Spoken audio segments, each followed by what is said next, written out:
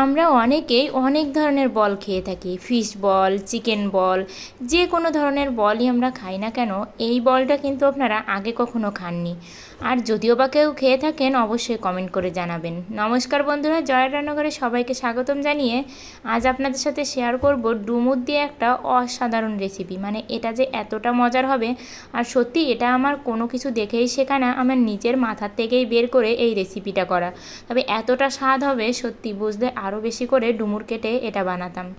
শুরুতেই আমি এখানে ডুমুরগুলো কেটে ভালো করে সেদ্ধ করে নিয়েছি। আমি এটা প্রেসার কুকারে সেদ্ধ করেছি, আপনারা চাইলে ভাতের উপর দিয়েও কিন্তু সেদ্ধ করতে পারেন। সেদ্ধ করা ডুমুরগুলোকে আমি শিলপাটায় বেটে নিয়েছি, আপনারা চাইলে ব্লেন্ডও করতে পারেন। শিলপাটায় বেটে নিয়ে এর ভিতরে দিয়ে দিচ্ছি এক পিস ভেজে রাখা মাছ, খুব ভালো করে বেছে দিয়েছি। আর দিয়ে দিয়েছি পরিমাণ মতো পেঁয়াজ কুচি, আর দিচ্ছি রসুন কুচি, সাথে দিয়ে দেব পরিমাণ মতো কাঁচা লঙ্কা কুচি, আর দিয়ে দেব স্বাদ অনুযায়ী লবণ, হলুদ, আর আমার বানানো স্পেশাল চাট মশলা।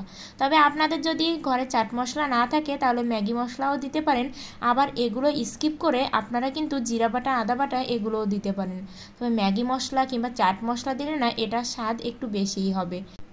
আর আমি এখানে কিন্তু তরকারিতে যেভাবে ডুমুর কেটে রান্না করি সেভাবে একদমই কাটিনি।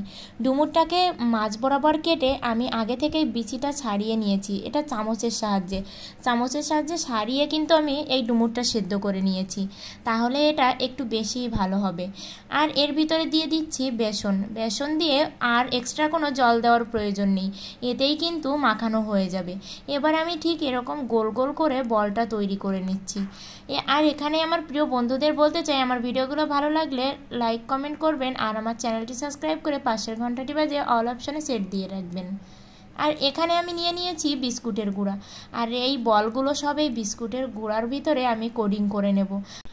আপনারা চাইলে ইচ্ছা অনুযায়ী কোডিংটা করে নিতে পারেন। আমি এখানে এক পর্দায় কোডিং করে নিয়েছি।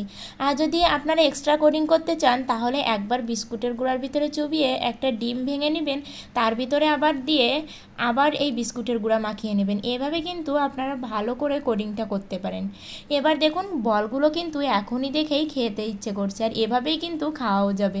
তবে একটু সুন্দর আর লোভনীয় করার জন্য এটা আমি এবার তেলে ভেজে নেব। খুব লাল লাল করে এপাশ ওপাশ খুব ভালো করে ভেজে নিতে হবে।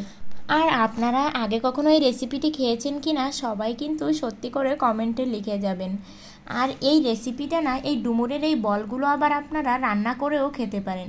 যদি ডুমুরের এটাকে কোপ্তাও বলতে পারেন। আর কোপ্তার যদি একটা রেসিপি চান তাহলে কিন্তু অবশ্যই ভিডিওতে কমেন্ট করবেন, আমি আপনাদের এই ডুমুরের বলের একটা দারুণ রেসিপি শেয়ার করব, যেটা খেলে কিন্তু আর মাংসের কথা তো মনে থাকবেই না।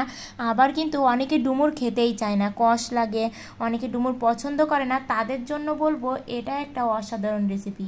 আর ডুমুরের উপকারিতা বলে তো শেষ করা যাবে না। ডুমুর খেলে কিন্তু প্রচুর পরিমাণে গায়ে রক্ত হয়, মানে ডুমুরে রয়েছে আয়রন, আর এই আয়রন কিন্তু শরীরের জন্য ভীষণই উপকারী। তাই বলবো রোগ প্রতিরোধ ক্ষমতা বাড়াতে, বিভিন্ন রোগের হাত থেকে বাঁচতে, আর শরীরের রক্ত স্বল্পতা দূর করতে অবশ্যই ডুমুরের এই রেসিপিটি ট্রাই করবেন। আজকের ভিডিওটি এ পর্যন্তই, সবাই ভালো থাকবেন।